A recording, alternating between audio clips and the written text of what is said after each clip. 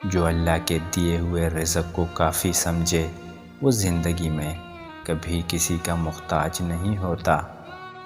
لوگوں کو عزت دو، اگر عزت نہیں دے سکتے تو بے عزت بھی نہ کرو۔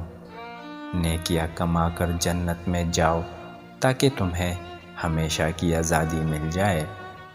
اپنا کام ایمانداری سے کرو تاکہ تمہارا رزق حلال ہو۔ سیدھے راستے پر چلو اور لوگوں کو سیدھا راستہ دکھاؤ، تمہاری زندگی خوشحال بن جائے گی۔ کوئی کتنا برا ہے اس کا تب پتہ چلتا ہے جب اسے کوئی عہدہ، طاقت یا دولت ملتی ہے۔ جو اونچی جگہ پر کھڑا ہوتا ہے اس کو زیادہ آندھیوں اور طوفانوں کا سامنا کرنا پڑتا ہے۔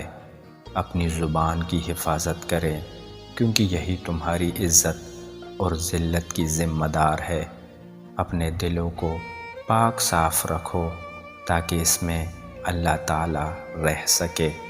زندگی میں دھوکے ملتے رہتے ہیں مگر ان کو اپنی جان کا روگ نہ بنائیں۔ ہمیشہ مسکرائیں اور آگے نکل جائیں۔ دنیا میں تنقید کرنے والے پہلے ہی بہت زیادہ ہے، تم حوصلہ افزائی کرنے والے بن جاؤ۔ ہمیشہ ایسے لوگوں سے مشورہ لو جو اللہ سے ڈرتے ہوں۔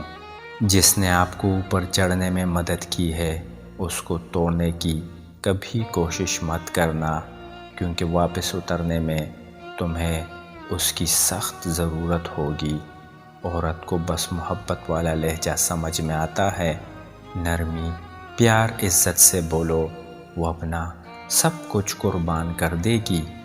جب تمہیں ضرورت سے زیادہ رزق ملنے لگے تو جان لو یہ کسی اور کا حق ہے جو تمہارے پاس اس کی امانت ہے۔ انسانیت وہ چیز ہے جو دشمن کو بھی سہارا دینے پر مجبور کر دیتی ہے، اور احساس وہ چیز ہے جس میں غیروں کا دکھ بھی آپ کو اپنا لگتا ہے۔ ایسا رزق جس میں زیادہ محنت بھی نہ کرنی پڑے اور حلال بھی ہو، رزق کریم کہلاتا ہے۔